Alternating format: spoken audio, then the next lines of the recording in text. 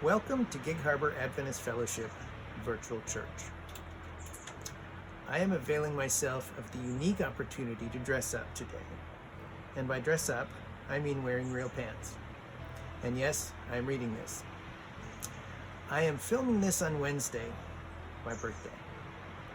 May 2 was supposed to be my big birthday party. We had a vacation to Disney World planned for the end of March. Madison was supposed to have a college graduation ceremony May 23. I was planning on working all the days between then and now. Well, not quite all the days. I am currently unemployed, dependent on the government for my weekly paycheck, waiting. So what does God want us to learn while we wait? Maybe that our plans mean nothing? Really? We are powerless. Maybe He wants us to realize that we are powerless. Patience. How to get along with the family we are isolated with during this time. A new appreciation for those we are temporarily isolated from. So while we wait, what does He want us to do? I think He wants us to do something to become better people. Read a book, learn a craft, exercise, do something you have been putting off because you were too busy. Zoom with family and friends. Pick out people you think may feel isolated and keep in touch with them. Make sure the people you argue with on Facebook know that you love them, even though you disagree with them. Pray. Meditate on Scripture. Laugh. I want you to imagine, after this is over, God asking what we did with our time. Did we fritter it away watching Netflix and eating bonbons? And complaining or worrying about things we cannot change? Or will we hear, "Well done, thou good and faithful servant"? We don't have a choice whether or not we wait. We do have a choice as to who we become while we are waiting. Last week, Lincoln Brewster offered the following song on his Facebook page. We decided to let him sing it for you. What will you do while you wait?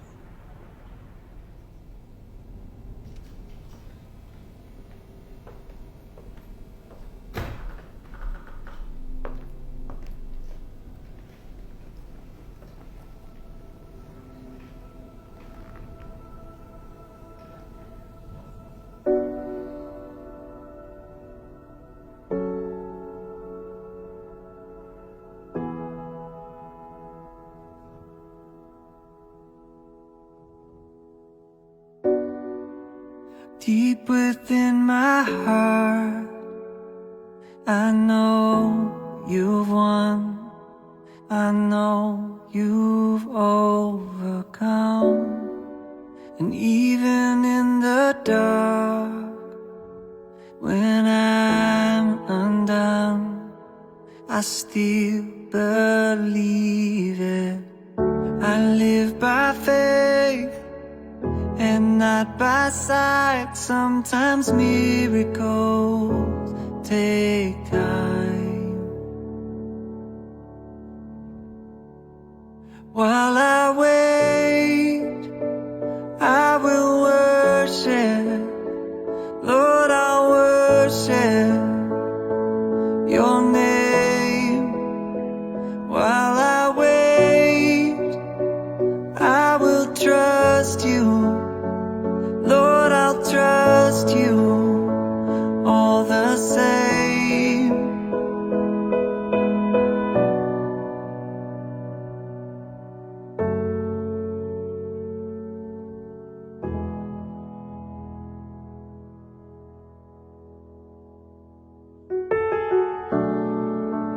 When I fall apart, you are my strength.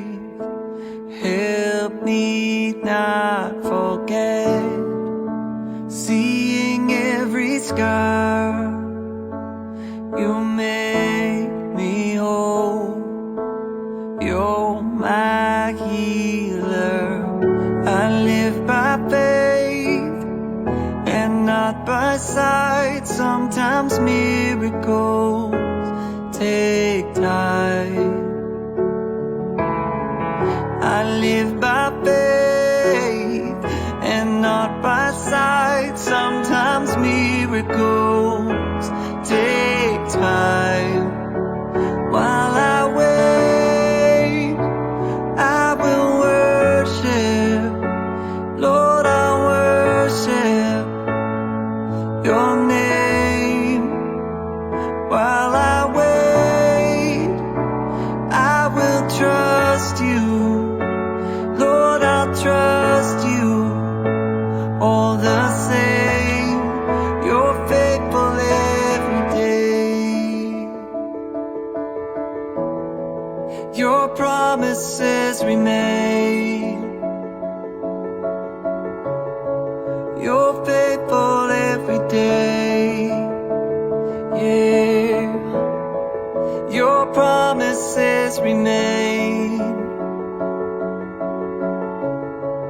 You're faithful every day. Oh, your promises remain. Oh, you're faithful every day. Your promises remain. Oh,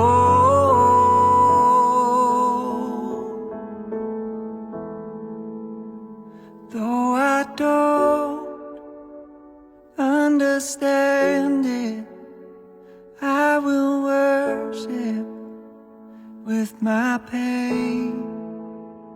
You are God, you are worthy, you are with me all the way. So while I wait, I will worship. Lord, I worship your name. Though I don't have all the answers, still I trust you all the same.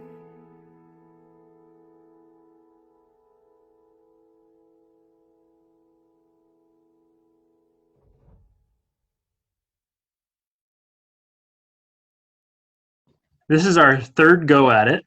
We did a couple times yesterday, but my internet was just not doing well. So we're hoping that this time around actually works. So I know at least John and Heidi have answered this question twice already, and so we're not going to start with you guys. We'll start somewhere else. But I said this the other day, but I had this question: what's the most embarrassing style you ever rocked? And with our older generation, I think it was Clarence specifically. He's like, so what does that even mean? So I've restructured the question to, what's your most embarrassing style decision in your life? And we're going to start off with Scott and Lori. And so, yeah, I'm curious. I thought back to all the things that I've made poor choices style-wise on, and based on Facebook comments, I came up with this one, like where I wore foil. Does that? No. You may have to tilt it a little bit. That's it. Silver lame shirt to homecoming. Oh, no way. And so everyone makes comments about how that year I wore foil to homecoming. That's amazing. I feel like there are only a few people who can pull that off, and it looks like you pull it off. Well, okay. Thank you. Just take it. So.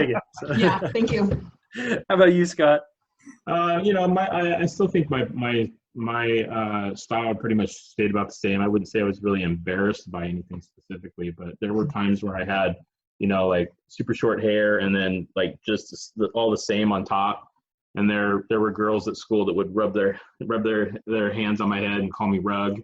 But there was you Rug? Yeah, you said Rug?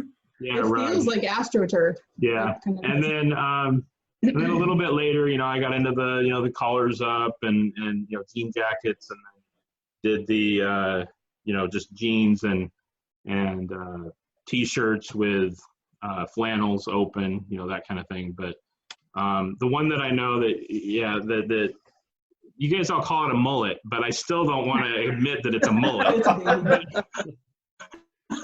But just, short on the side spike, and then long in the back. And at one point in time, I decided to go and have the back permed, just for some waves in it, not to, so it wasn't so straight.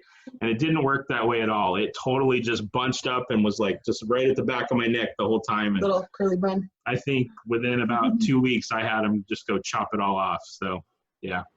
Anyway. I want to see pictures of that. I really do. I'm not sure if I have pictures of that one. They might have been destroyed. I would have hidden for a while if I had anything like that happen. How about you, Kathy and Kim? Well, this is my mom's fault more than mine. I shouldn't do this, but the ones that my friends remember from my childhood are these matching glasses. Oh, you probably can't see them. You got to tilt it, I think, a little bit. Tilt it forward. It's a little bit better. Oh, you just moved your. I just switched it. Sorry. Anyway, my sister and I had these little matching plastic cat eye glasses. Yeah. And it was pretty bad. That was probably more my mom's decision, but my decision was the Farrah Fawcett do in the late 70s, early 80s. I had the roll going down the side of my hair. I don't know, it was just like this perfect roll that went down my head. Looking back, that was a mistake, but There it is. there we go. How come you can do it? Your camera's better than mine. There we go. Yeah. That's amazing. Those are the 1960s glasses. I had glasses when I was 2, so yeah, there we go. Wow. I had to. I mean, I knew what you were talking about, Farrah Fawcett, but I had to look it up just to kind of get a better idea. And so, I mean, I've seen it before. I just wanted a refresher, but that's big hair. So I have hair that will. Yeah, wow. My hair loved the 80s and 90s. That's impressive. How about you, Kim? I got glasses too when I was young, 3rd grade. Back then, all they had was the black horn-rimmed glasses. It wasn't a very good look. But Russ talked about this when he was talking about the bell bottoms. And I grew up, I think I'm a year or two older than Russ, grew up in the 60s, early 70s, and I had these bell bottoms that were so wide, they covered my shoe. You couldn't see the shoe. And fortunately, no color pictures back then, right? So just black and white. I don't even think I have one, so you'll never get to see it. But it's embarrassing to think about. I will refuse to wear any pant today that's not tapered. Yeah, I feel like bell bottoms, they're starting to come back on the women's side of things. And they don't look good. No. Well, I fear the day that maybe it's going to be my kids come out in bell bottoms and I'm going to be like, no, it's just no. It was a bad choice. It never was a good choice, but we did it. Well, John and Heidi, let's get to your guys' ones. When I started teaching in '90, I wore these funky silk ties with my button-up shirts and long pleated skirts. And clearly I didn't have a personal shopper at Nordstrom. I should have, but anyway, that was my very worst. Well, if I remember correctly, when we were one of the other recordings, Lori, you said that you did a similar thing at the time, right? Yeah. Yep. Yeah. I have lots of pictures of my first job out of college where I dressed like that. So you weren't too far out of style at the time, it sounds like. Mm-mm. How about you, John? Heidi would probably say what I'm wearing on my face right now. But that's just my sheltering reward because I hate shaving. So yeah, same. No, I pulled up my 8th grade picture. I love that. And No better today, John. that was probably fairly much in style as well. There was one year before or after that it was parted down the middle, which probably looked even worse. But I actually probably hate the glasses more than I hate the hair. I loved it the first year I got contacts. Get out of those glasses. So. Well, I think Kathy pointed out the other day that that those are back in. Those glasses are definitely back in. Yeah. I think I have friends who have those glasses. So, well, yeah, the worst style choice that I think I ever participated in was I saw a picture of a guy. He had like blonde streaks in the front of his hair, and he had dark hair like me, but it didn't look too bad. He had longer hair though, and so I went and got the front of my hair, got what I thought were going to be blonde streaks, but they ended up just kind of being the whole front just became blonde, and so like a brighter blonde with the rest of the hair was black, and I always wanted, I think I've said this in another one, but I always wanted like skater hair that kind of came down and I could flick out on my face type of thing. But my hair just grows out. So then I just had blonde with like a mini afro. It was, I have pictures, but I have kept them hidden. They're somewhere in a safe, I think. So, but so it's we've had a lot of fun. I've had a lot of fun talking to a varying section of Gig Harbor, different age groups, all fun for different reasons to talk to.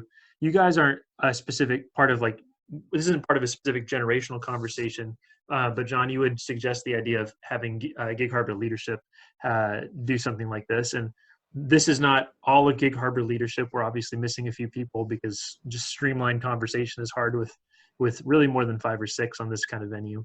But so yeah, you guys have been in leadership for a while, especially the Barretts and the Comforts. You guys have been in leadership since the beginning. And I know Scott and Lori, you guys came into leadership, it seems like fairly quickly after you joined. Is that, am I right on that? I don't. Kathy could answer that. I don't remember when I took over. Within a year or so, I would say. Within a couple of years. Yeah, which is pretty quick. Yeah, which is awesome. So I'm going to ask a quick question for the Barretts and the Comforts, and then I'm going to ask your perspective on it after this. But for the two couples here who were part of the church since it was planted, I am curious because for many of us, we weren't around for the beginning of that. Many people were, but even people who were might not understand. You know, there are people who might have come to the first service and have been around since then, but didn't know some of the fears and the struggles of what church planting is. And so I wanted to ask you a little bit about your experience there. What was it like going on this journey of planting Gig Harbor?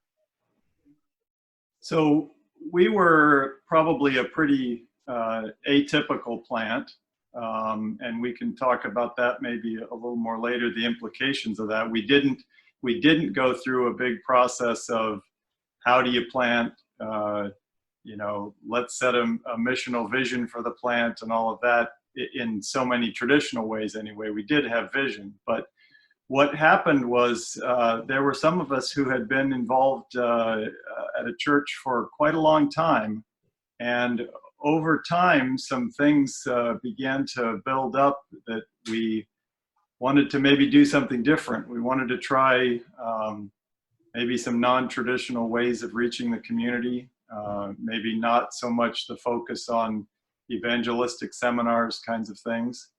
We were also more interested in higher levels of collaboration, and we got to a point where we were running into a very non-collaborative environment, and then it began to even bleed into issues of some trust and some things like that just became very hard to work with. And we did try working very, very hard to work through that and team with others better and solve some of those problems. But we ended up just getting to the point where both for trying something new and different, and also for the health of our spiritual lives ourselves and our families, we decided to do something different. And so we looked around and we talked about maybe a church in Gig Harbor.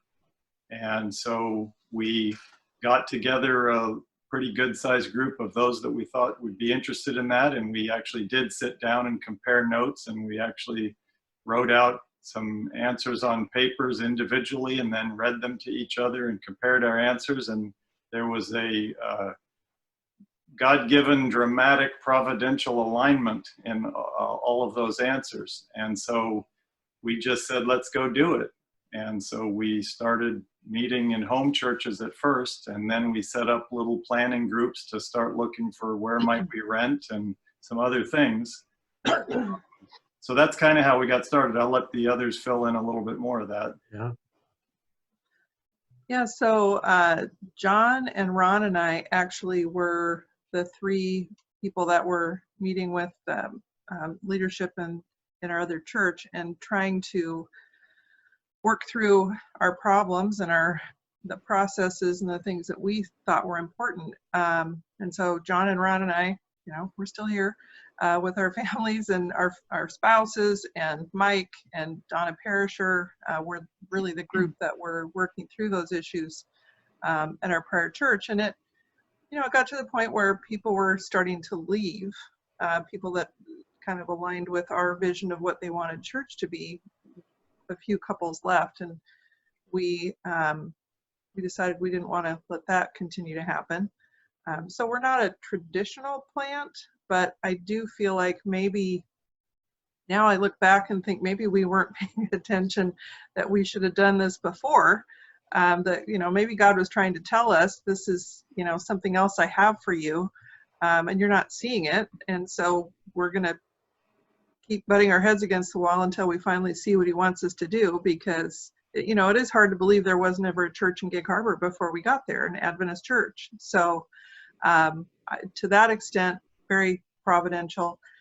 I was raised in a very close-knit Adventist community where the rest of the church members were like my family, and I always wanted that for our boys. And so when that started to kind of disintegrate where we were, we formed it again where we are now. And I feel like my boys were raised with that community, and they still have it, and it's still there for Kim and I. And so I think it's where God was leading us. I think it took us a while to figure that out. I want to put a little bit different spin on the banging our heads against the wall. It did feel that way for sure. But I am still very comfortable with the depth and rigor that we were attempting to solve problems in a very solid and genuine Matthew 18 way. And I think that us doing that together, both the smaller group of names that Kathy mentioned, and then some larger layers of other people associated, I think that caused a strength and a focus that would not have occurred if we hadn't stuck it out as long as we did, because then it made our resolve for what we were going to do much stronger than it would have been if we had just left on a whim earlier. So I agree with that. Tell me a little bit, because planning a church, and thank you for sharing all of that. I'm curious, because planning a church is such a crazy thing. Like, most of us walk into an established church, we're just there, right? And I want to ask you, Scott and Lori, about that here in a second. But what are some of the big fears, really big excitements, maybe a really joyous moment that you had along the journey of planning a church? For me, it really wasn't fearful. I am different from the other three because I wasn't born on the bus. I was born a different denomination. I was born Catholic. I married into the faith. Kathy and I decided from an early on in our relationship we'd go to church together. That was important to both of us. And so I said I would go to her church. I had no intention of converting. When Jake was 13, I believe he was 13, he wanted to be baptized. And so I've been going to this church for 15 years. I might as well. So I got baptized too. I reached a point, and I liked our friends and the potlucks, and there were many things I liked about the old church. But when the problems arose, I reached a point where I was done. And I was so close to just telling Kathy, I can't do this anymore. I can't go to church with you. I just can't do this. And so this opportunity to plant a new church, it for me, I had to do that. I had to go. It was not a healthy place for me. My relationship with Christ was being affected greatly. So the plant has only been a joy for me. So I wasn't fearful going toward that. I went with that, and I went with my family, my friends, and it's been great ever since. Yeah, that's awesome. Anyone else have a couple of maybe moments or something like that to share? A couple of things. I mean, you mentioned moments of joy. Certainly that meeting where we got together and did some writing and sharing with each other was, it was emotional with quite a wide range of emotions, but it certainly ended in joy, particularly with the amount of alignment that we had. And then oh, go ahead.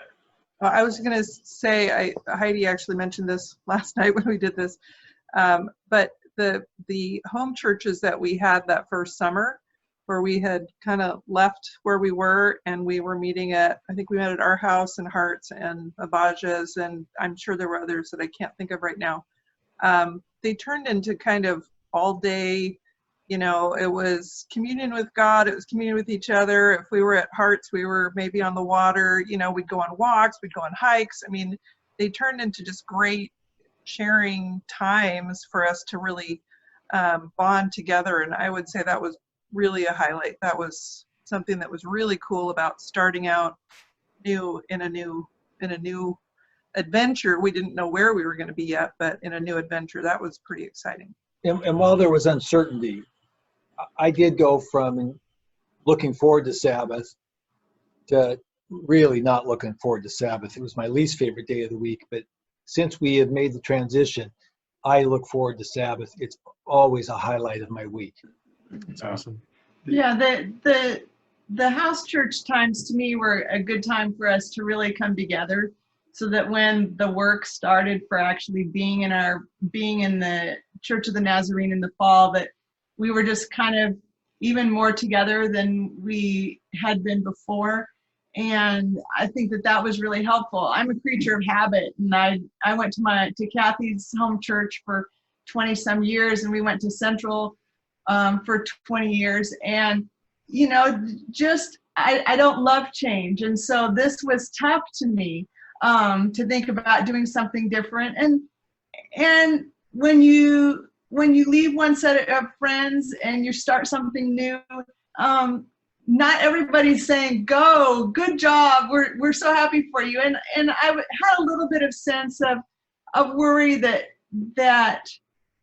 whether we would be successful and what was going to happen. And yeah, I knew God was with us when we had that meeting in Mbaja's, and like everybody was talking about, that things really coalesced and we felt like the Holy Spirit was there.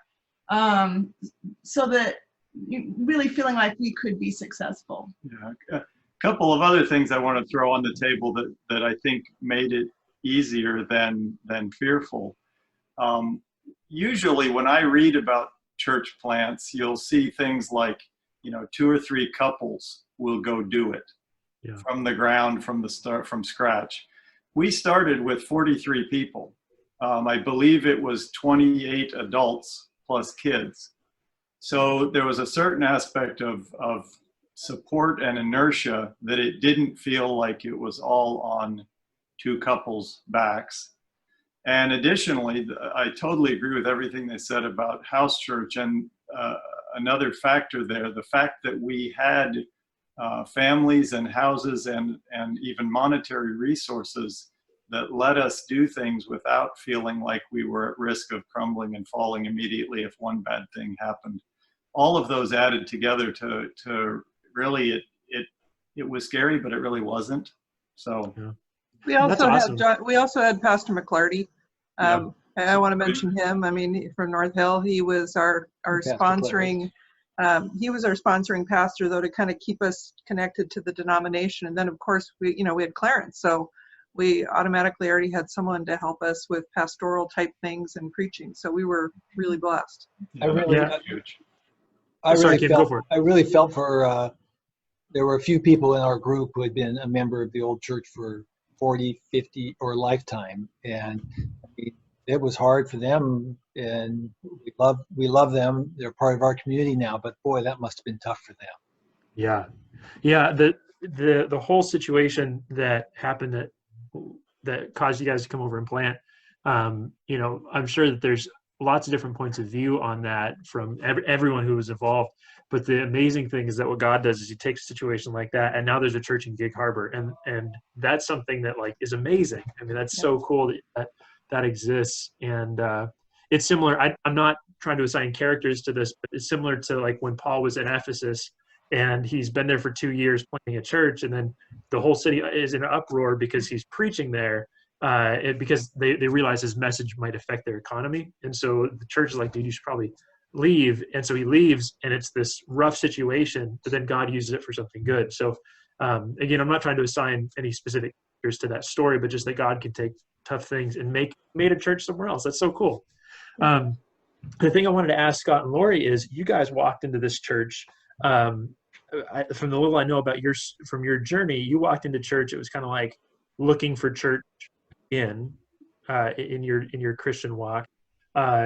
You hadn't really been attending church, and you walk into Gig Harbor. And what was that like for you? What was your first impression? Well, we had kind of been we'd been away from the church for a while, and so basically what we were looking for at that point in time was we were looking for a church that was joyful and that was accepting and loving and had those types of attributes. And when we walked into Gig Harbor, we didn't know anything about the journey that they had been on. Yeah. It was, I still remember the first time I came in there, and there was Mike White in the foyer asking me to come over and sign the guest book. And it was just, everybody was so friendly and wanted to make sure that we were welcomed and wanted to get to know us. Yeah. I remember that week because you came and you were by yourself, and I was thinking to myself, was that the second week? That was the second. Don't come back without your wife, because you're pretty nice, and your wife's probably just as nice. Well, Lori, what was your impression? Well, I think Heidi touched on that a little bit. I was a little bit wary of coming to a new church because it had gotten to the point for me where it was draining to go to church where we had been. And I remember saying to Scott, like, I'm pretty sure this is not what God would want for this. He wouldn't want me to feel this way about going to church. And so I was tired of church shopping. I sent him to go check out a few local, once we figured out there were Adventist churches over here, because I was sure there probably weren't. I don't know why. So he's the scout, and he knows what I like and what I don't like. And he went to a couple, and he's like, nah, that's not for you. Then and I was mortified because it was potluck week, and he went alone, and I didn't know, and I didn't send him with anything. So there's that pull. But then it just felt like home. And our kids were in middle school and high school, so I was pretty protective of what we would bring them into, because that was a rough time for them. Yeah. And it turned out to be a lifesaver for both of them. That strengthened their relationship with God, and it's been amazing.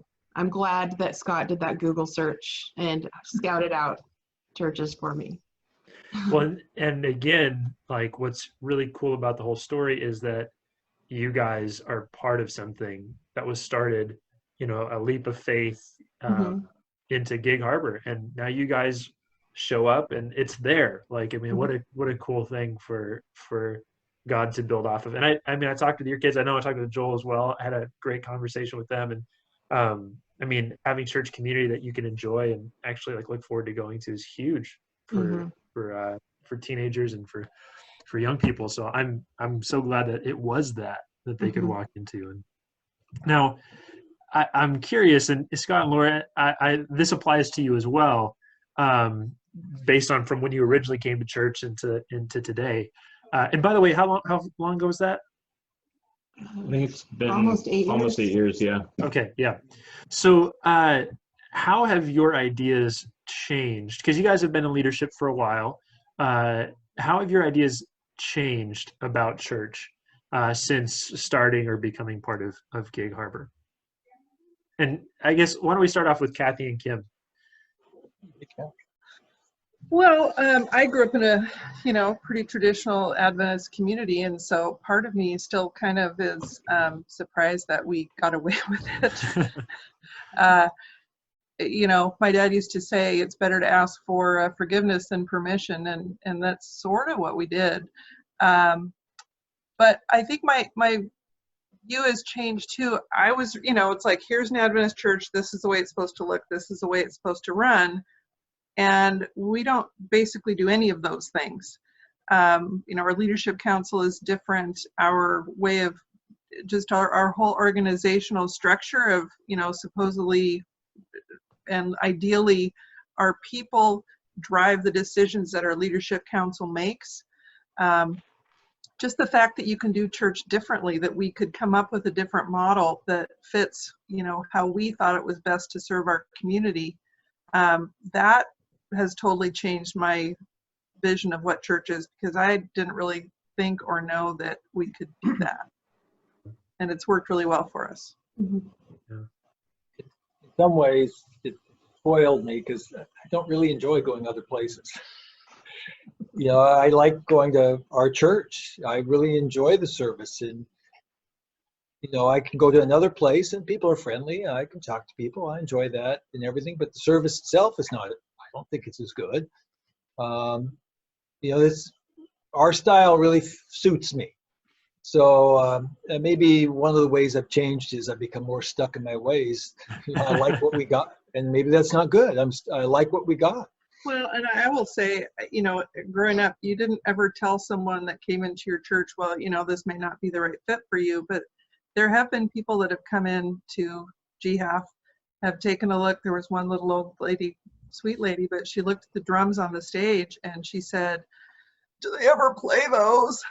And I said, well, I don't think they are this week, but yeah, we play the bluff. They play those drums, I'm walking out. And I said, so I just told her, here are some churches you might want to check out. They're probably more in line with what you're looking for. And that certainly, when I was growing up, wouldn't have been something that would have been okay to do. You had to be everything to all people all the time. And we're pretty unashamed about what our church is and what we want it to be. And if that is something that resonates with you, then, please join us. We love everybody that's joined. So yeah, that's awesome. How about you, Scott and Lori? What are like, since becoming part of church to now, how have your ideas about church changed? Well, I think since coming to GHAF, my idea of how the Adventist church operates, how like the church individually introduces people to Jesus and God and fosters that, has changed. Because we came out of a place, and maybe it was just the time frame, because it was very doctrinal. I remember when somebody came to our church and they'd come from Maryland, I think, and they wanted to bring electric guitars and drums into the worship service, and the big, huge ruckus that caused. So for me, again, like, I just felt like it was draining to have like all these fights centered around what was doctrinally, like, we have the truth and we will beat you with the truth. There wasn't a whole lot of love, and you come out of there just like, I'm pretty sure this is not how it's supposed to feel. And so it was just that it's totally changed my idea of Adventism and how we are as a people, and how our relationship with Jesus and God is more about love and about relationships than being right. Yeah, That's awesome. What about you, Scott? I think she pretty much covered it, because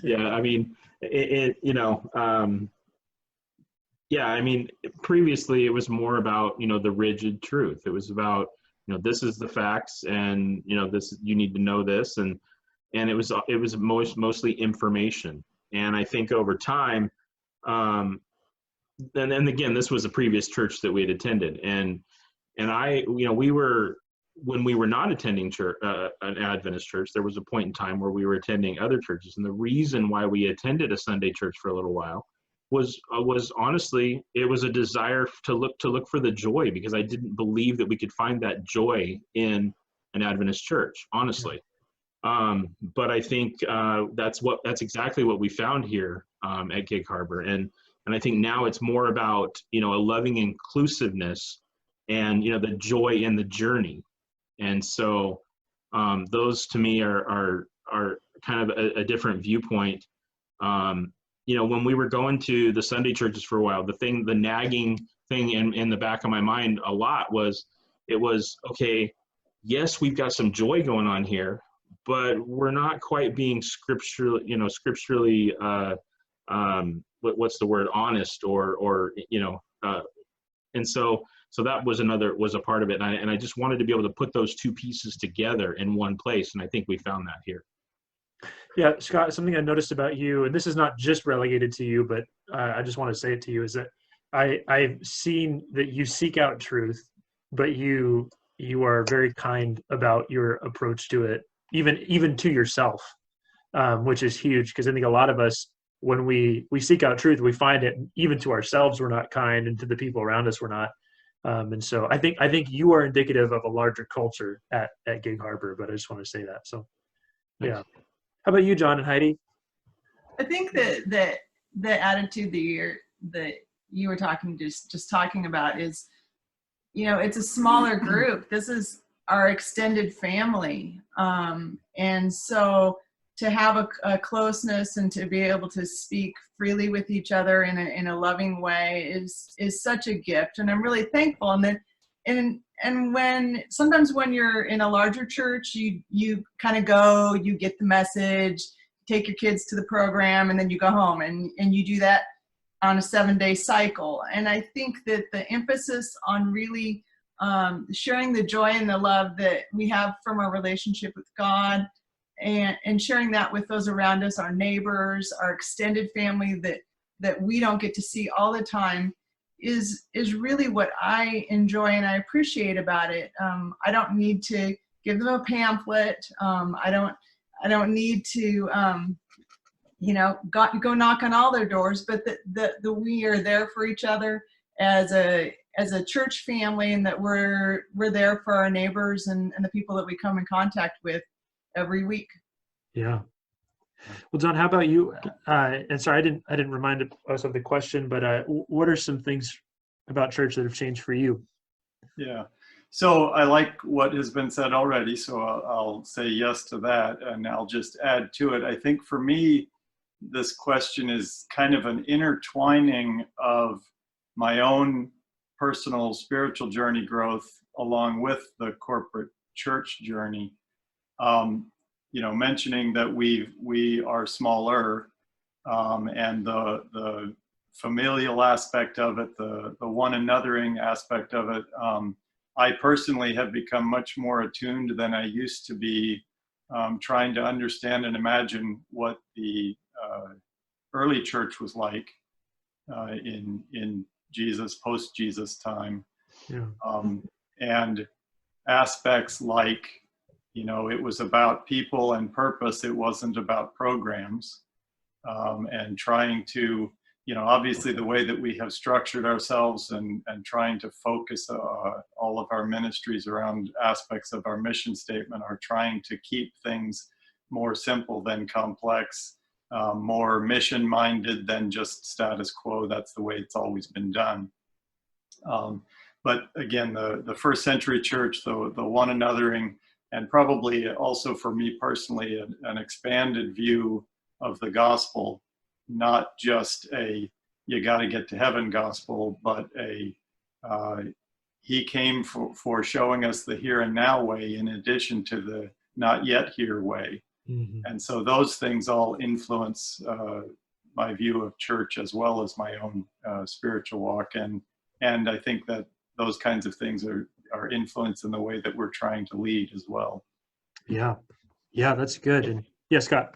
Can I add one more thing? I was just thinking about early on when I remember coming to Sabbath school. I remember sitting in the room and just kind of recognizing the place that I was in, and recognizing the vast difference of socioeconomic as well as age differences between all of us. And yet I came in there and I was at the time more so of a blue collar worker, and we've got professionals and we've got doctors and we've got, different types of, like I said, the vast array of the socioeconomic, range. And I just really felt that when I said something, it wasn't treated differently than when somebody else said something. It was like we were all in that room, we were all equal in a sense. And I really, that was something that was a big thing for me too. That's so cool, because that's like Jesus modeled that over and over again. In fact, one of the things that the Bible as a whole rails against the most is the separation of those who have from those who don't have. And so that's one of the main purposes of church, is it the great equalizer. We all need Jesus equally, and we're all the same in that. I just want to ask you guys this question. This is you guys have been part of the church for at minimum about 8 years, and so if not longer, and you guys have been at least Christian or aware of church or part of church for much longer than that. What are some of the difficulties that you see Gig Harbor facing today in its current state? And that's not to say that everything is bad, but rather that there are things that are difficult in this kind of time. And so I'm just going to open it up to anybody who wants to start. Nobody wants to say anything bad. Well, all right. It's So we'll see what this generates on our Zoom call this Sabbath. There you go. Yeah. So, right, we're doing this representing at least some of leadership, so we'll address some of it that way. Leadership Council, and I think we've talked more broadly in some aspects as well, but certainly Leadership Council has had conversations about things like, are we too comfortable? Are we too much in consuming mode? Now, when we have that conversation, we're each holding that mirror up to ourselves. Okay, so we've had some pretty vulnerable conversations, admitting to ourselves and to each other that we struggle with some of those things. It sometimes maybe is too easy to come to the place you like, the people you like, and the music you like, and a sermon you like, and is that then all that church is? Or is there something else from a missional standpoint, from a community service standpoint, from a Great Commission reaching other people spiritually standpoint? So we have grappled and struggled and aren't quite sure what to do with that issue of comfortable consumerism. Yeah, that's a comfortable consumerism. That's a really good packaging of that. And yeah, and I don't think you're the only one that feels that. And I don't think it's just Gig Harbor that would feel that if other people do. This is an issue across churches as a whole. But you're kind of being vulnerable and saying, I wonder if we have the same thing. Anyone else? I'm one of the, there's a group of us. Thank you, Matt, for doing this Bible plan, reading the Gospels over the course of the year. And I mean, Jesus wasn't comfortable. This is builds on what John is saying.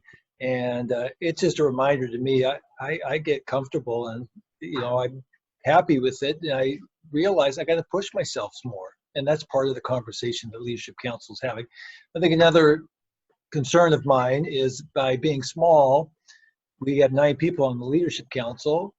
Ideally, if we had 15, 18 people rotating on and off the board, that would be great, but we don't have a lot of turnover. I think Judy Hart and I have been on the board the entire time on the Leadership Council. John's been there almost every year except for a couple. Kathy's been there almost every year. It would be nice to see some faces rotating in and out and having me go in and out and other people doing that. And I'm concerned that we don't have the people to do that. So that's a concern of mine, a difficulty I see. Yeah, when we were originally at Mabaja's, and I went back and looked, John kept all this and thankfully, collated it and has the notes. Has the actual notes that everybody wrote. I did a sermon about a year ago about this. I think I don't remember exactly, but one of the highlights of that group that came together that said, yes, this is what we want to do. One of the main things we said we wanted to do was community service, to reach the community where we were in a, Jesus hands and feet kind of a way, not Revelation seminars, but actually helping the community in some way. And we've had fits and starts of that. We've had some things that have worked and we've had some things that haven't worked, but we haven't, I don't think, fulfilled our potential in Gig Harbor or kind of, we haven't gotten there yet. That's something I don't think it's it's not a bad thing. It's just something that I think is a potential of our church that we ought to be focused on and driving toward, but we need, we need buy-in and help. One or two people can't do that. It needs to be more than just, I mean, we've had some money that we've given to different organizations helping out. It's involvement too. Yeah, Now- when I think about involvement, go ahead, Jesse.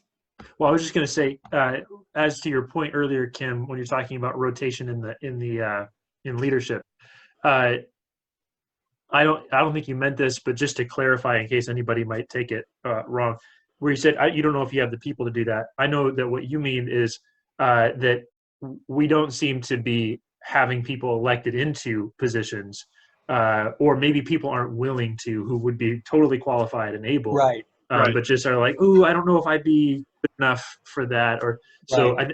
just wanted to clarify that. Good clarification. So, sorry, Heidi, go for it. No. As when we started the church, and our kids were little, we're like, well, it'd be great if this church were still going by the time they graduated from high school. And then some of them graduated from college, and some of them have graduated from medical school. As we think about the church, trying to consider our involvement with each other and our involvement as a church so that this is sustainable, because we enjoy having the littles in Sabbath school, and I think how great to have a church that our kids, if they decide to move back home, they could go to, that Ava and Ezra and Jessa, and I mean all the little kids as they grow up, that they can have a church throughout their growing up years, and that they will want to come back to. And so what that looks like with leadership growth, with our congregation growing spiritually and missionally, is something that I really look forward to seeing what happens. One more point here. Sorry, I'm like a person behind in responding to, because I was just looking something up. Sorry. But to respond to Kathy and what you were saying about community service, one of the issues that Gig Harbor Church has with the community that it's in is that Gig Harbor, I just looked it up, has an average income per capita that's about 30% higher than the rest of Washington, and is about 40% higher than the national average. So when it comes to traditional community service type of things, the felt need is different in Gig Harbor than it is other places, and so it represents a different dilemma. Just to point that out. I agree. I do agree. I think there are obviously still needs there, but absolutely, we're also really super close to the Key Peninsula, which is one of the most underserved poor areas in Washington State. So it's not out of the realm of our reach to, get out to the Key Peninsula area, which has always kind of been what I was thinking more than maybe Gig Harbor itself. But you're right. Also, though, our church family is fairly spread. We got people from Port Orchard, Puyallup, and Lakewood, and Tacoma, Federal Way, and that, if we were all living in Gig Harbor and close, it'd probably be a little easier, but we're spread. Yeah. So those are a couple of the challenges that, because of the spread of members and because of the location specifically of the church, you kind of have to go outside of traditional, we'll meet at the park on Sunday type of things. Right. Yeah. So anyone else, challenges or difficulties that you see the church facing right now?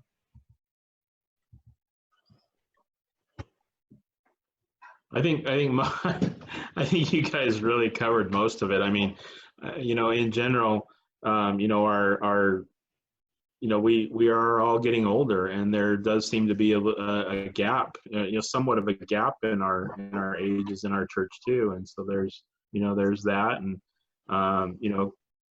our Clarence is getting older, and so there's some things going on there too. And anyway, there's a few different things to consider as we move forward as a church to, we want this church to be here in the future, not just because we, just because we started up, just because it's a pride thing that we want to have continue. We want it to be here for other people and for the benefit of this community. And I mean, in all reality, maybe this is somewhat of a selfish thing, but if for some reason this church, just in our imagination were to disappear, we want there to be a reality that somebody would actually miss it. You know, not that we were just here for ourselves. Yeah. And so obviously we don't want that to happen, but at the same time, I think we should be reaching out and benefiting our community in such a way that they would recognize and recognize us if we disappeared, and make sure that we didn't disappear, basically. Yeah, that's a good segue out for the last thing I wanted to add, because we talked about the way that we started being a little bit atypical, and it was not a missional to the community start. It was more of a escape for our own spiritual health kind of thing, even though we did have some of that foresight that Kathy referenced, that we did want to reach out to the community. But I guess, you know, we talked a little bit about maybe wishing there was some more people interested in leadership, and I'm going to expand that and say across the board. Earlier I said, you know, people and purpose, not programs. And I hope that we aren't or don't get stuck in a mode where maybe lots of people are involved, but they're all involved in internal status quo jobs. Hey, I've signed up to be a greeter, or I've signed up to be a potluck host, or I've, you know, whatever that list of stuff is, that we don't want it to exclusively just serve us. And so, Kathy, I'm sorry I didn't bring my Venn diagram of the mission statement. But when we talk about our mission groups, even though we've communicated it multiple times, I still often feel like people have the perception that when we make an announcement that there's a Sharing His Love meeting, either after potluck or at Comfort's home or any of the other groups, I have this perception that people think, well, that's a committee I'm not on. I haven't been to it. I'm not on it. I haven't been asked to be on it. When in fact, what we want is people interested and passionate in one or more of those phrases of our mission statement, and that they become an active part of that group. That Scott used the word imagining. You know, could we imagine that we would be missed if we weren't here? Well, when those groups are working on both the internal and the externally focused parts of our mission and how we're doing church, we would love to have more people involved in not just holding down a task, but being involved in imagining and dreaming and critiquing and assessing and helping to stop things that we're not doing well or that we shouldn't be doing, and start imagining and helping and adding energy to new things that we should be doing around our mission. So there's just a broader casting of the net for maybe more involvement if we can find it. What's the reaction there, Kim? Sorry, we're chuckling because Kim, but Ben is making dinner for us right now, so it's a little bit noisy. So if you hear some banging around, just give Ben a hand that he's making dinner tonight while we're doing Nice this. So job, if Ben. you hear any noises, we haven't heard anything. No. Okay. Well, we've been hearing noises galore. We haven't been hearing anything, but if the fire alarm starts going off, Microwave we'll know what happened. beeping, rubbing knives together, sharpening them, Sorry, John. banging cupboards. I agree with everything John was saying. I was getting a little distracted at the end there because Kim was getting agitated. Well, because it sounds like you're going to have dinner ready soon, and just for time, why don't we move on to the next question? And all of those are kind of like assessments or feelings. They're not even like, I think you guys have been very careful to say, I don't know if everyone else feels this, but I might be feeling this, and I'm curious. You know, so it's not trying to say to everyone else, this is the way things are. It's kind of a are we feeling the same thing? And so that's part of what this conversation is helpful in doing, is asking that question. So I'm interested to hear how the discussion goes. But let me ask this last question. What do you hope to see moving forward? Obviously, this church has been in existence for, 11 years now? Coming up on. Almost coming up on 11. 11 years, and that's amazing. Scott, you've brought up the reality that many people who started this church or have been part of it for a long time are getting older, even though you don't feel older. I'm sure that you're so young. But yeah, there's there's the reality that time goes by, and so there's kind of this hoping for the future that you're not done with. You're still an integral part of it today, but also looking forward to what's next, and so I'm curious about that. What do you hope to see moving forward? And the floor is open to anybody. Well, when we started, Ben and Jake, Ben and Joel were 8, and Reagan would have been a little bit younger than that. Maddie's a little bit older than the boys, and then they grew up, and there were no babies. There was nothing, and so I am so encouraged by all the new babies in the church, because I think we need to grow younger. So one of the things I look forward to and hope for our church is that we do grow younger. And for a while, it didn't look like that was going to happen. But there's some encouragement out there that maybe this is going to happen. But we need to be intentional about it too. I think that's one of the things council's going to be reading next, is about how to make your church grow younger. Yeah, and I would agree with that. I'm not terribly concerned about our numbers. I know numbers are a thing the conference is always worried about. I'm not particularly worried about that as much as I am, engagement and energy, and people who want to help us fulfill our mission and that type of thing. Because quite frankly, I'm not sure I would ever want to go back to a big church. I love this church. I love the size that it is. I mean, yeah, could we add 20 people and not blink and change our culture too much? Sure. And if it ended up that we grew more than that, that would be something God wants to happen.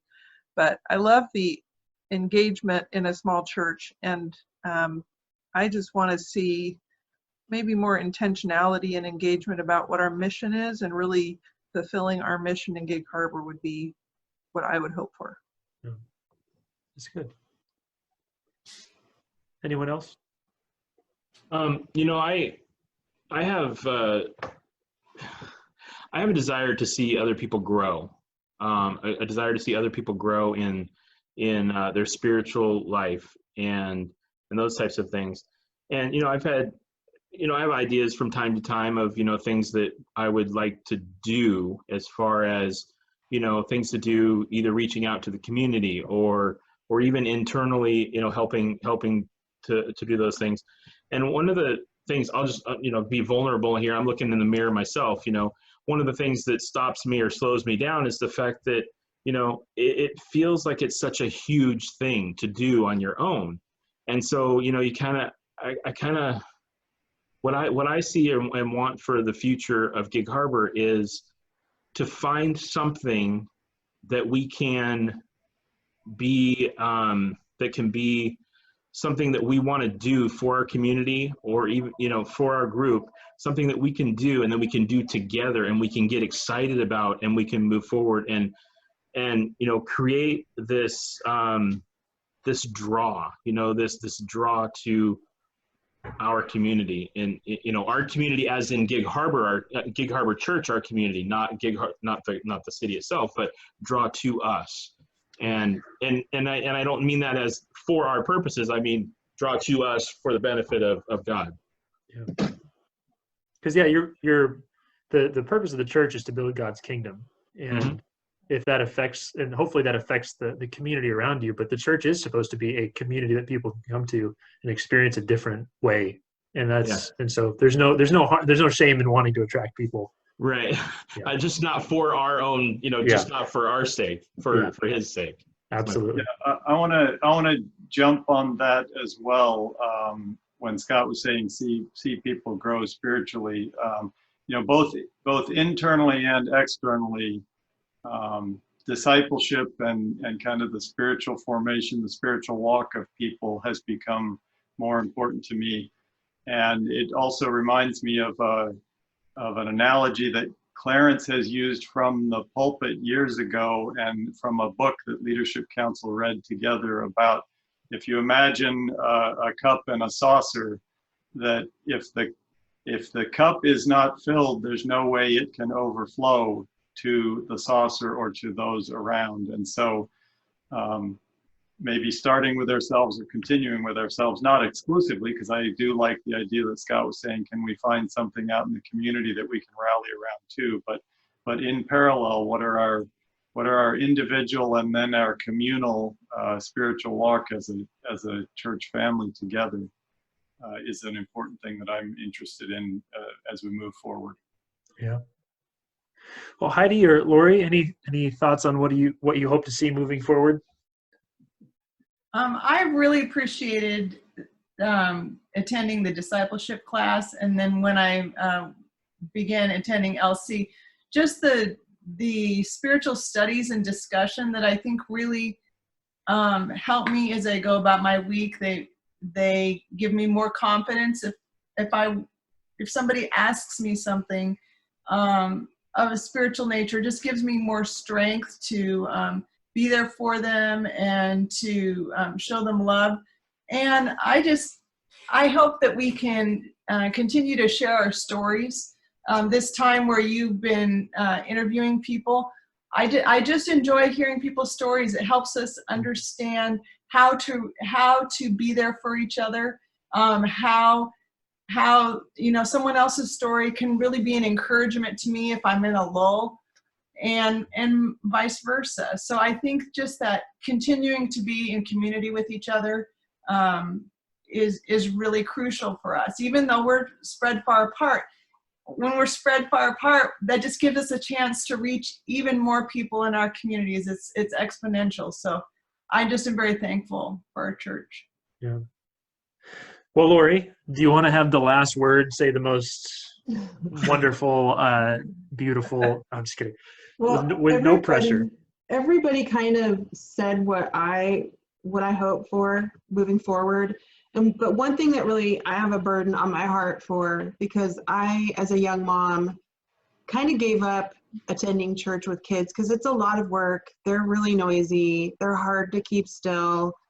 And that was the worst thing I could have ever done. I wish that I had never let the passive-aggressive women from my past, that voice in the back of my head, that measurement of being perfect before you can go. I want to just encourage all the young families to come. I don't care if you have spit up on the front of your shirt. I'm not going to judge you. I don't care that your baby coos out too loud. I mean, those kind of things make me have the goofiest big smile when I look from my chair over. I hope I don't embarrass anybody, but it's just, I love that. And I just, don't let those things be a stumbling block. We love the life that the noise and the mess bring, and that's just part of life. And I don't want anyone else to have that 15-year gap like I did. Yeah. So that's great, Lori. I love your heart in that. Hey, and I love your descriptions of obviously very real things that are happening in people's lives that in our society. I sense it less in Gig Harbor than greater society or other churches, but we are so often just looking at somebody's appearance or whatever and like, what in the world? But there's just the reality of life, and that's it. And I'll just say this as an affirmation in Gig Harbor: it does feel like you could walk into Gig Harbor and just be you, and yeah, you guys have done a wonderful job of being part of setting of creating that culture for a church. Yeah.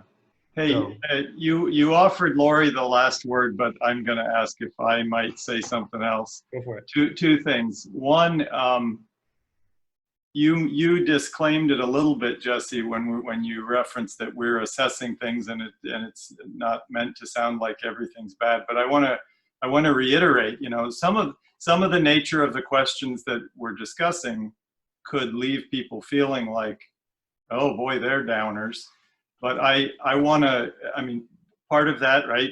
Some of the nature of leadership is doing current assessment and imagining an even better future. And I want to reiterate the word even better, because I love what we have. I love how we got here. I I love, when people walk in the door, and we have heard this, if we've heard it once, we've heard it 36 times or more. People walk in the door and they say they can feel something different in our church that they've never felt before. And Scott referenced it, a feeling that he got in Sabbath school early on. And so the love and the camaraderie and the acceptance and even everybody doing the small jobs here and there that help make things go. I just want to thank and affirm everybody for that, and that it's not things are horrible downers. We're just trying to imagine, where does God want to take us next? So that was thing one. Thing two, I want to flip the script on you. Can I flip the script on you? Go for it. Yeah. What's your answer to the last question about what you hope for Gig Harbor? Yeah. Nobody's been asking you questions during these interviews. Yeah, I think that my heart for Gig Harbor, for North Hill too, for this could be obviously extended to any church, but really for the two churches that I'm pastoring, is that as a whole, I know not everyone will be interested, but as a whole, that we as followers of Jesus would take our calling to further his kingdom seriously. And that's not to say that we haven't, but rather that we would do that with the intention of then taking our own spiritual lives very seriously, and assessing ourselves and not being afraid to see places where we're not as strong, and also being totally okay to say, God has really blessed me in this area, and I know I have this gift, and not being afraid to use it. Kind of to go back to what you were saying, Kim, is for some of us to not say, oh, I wouldn't be good at that, but to say, the Lord has given me a lot, and I'm going to go use this gift to further his kingdom, because when I do that, it also has the byproduct of changing my life. And as a result of those things, I think that we as a church, and I don't just mean Gig Harbor, I mean as the body of Christ as a whole, if we do that, we won't leave the world the same. When we eventually pass on, we won't leave the world the same, having gone through it. And so I think that's my hope for Gig Harbor specifically. I say that because I think that you guys have your church, your body, of people who are part of a larger body, has such a close-knit, tight-knit, loving, I'm going to say relatively healthy, not because I see a bunch of places that's bad, but rather that we all have unhealthy things in our lives. You guys have a relatively healthy version of church, which is amazing. And so to be able to move that into, okay, now we're going to take this and we're going to go forward to further God's kingdom. That's huge, because other churches have to step back and say, how do we even get healthy? If that makes sense interpersonally. And so, yeah, I think that's my answer. Thank you. Thank Thanks. you. Yeah. Thank you for your service. We love it on the normal basis that we get to see you once a month for sermons, and we've enjoyed having you at Leadership Council. So on behalf of everybody, thank you. Thank you. Yeah. Very much. Well, and I just want to say this, I am really impressed because I know that you guys have had, and I'll just say this as a fellow pastor, a huge shout out to Clarence. And I know that you guys feel the same, and many people do, that he is willing to do this in his retirement and be a pastor in essence is amazing. And so he's a huge service, but also as a church body, it's so cool to see people who do take what they do seriously and want to see it succeed. So, and that's, I just want to end with this, that you guys as leadership, you guys care so deeply about the church. I know that because I've been in conversations with you. You guys care about Gig Harbor so much. And this is just a word to everyone out there, not because they've asked for it, but because I just want to say this to everyone. The church leadership has no intention of being being the ones who have the final say and the authoritative leaders. They want the church to be part of everything. And so I'm speaking on your guys' behalf right here to everybody to just say that, like, this is a church that isn't about shutting down oh, you want to do something or you want to be part of something, it's like you can be part of the work of Christ in this church. And so it's a wonderful place to get involved. So I just want to say that because I've seen that. But Thank you. Thank you, Jesse. yeah, thank you guys so much for this conversation. And I'm excited to hear more of the discussion that comes as a result of it. But I know that we're coming up on what's supposed to be, at least now, the end of the quarantine period, though we know it'll be extended for a little bit longer. So for as long as we have to do this, I'm glad that we get to talk, at least in this way. So Yep. But thank you, everyone. Thank you. Thank Night. you. Bye. Bye.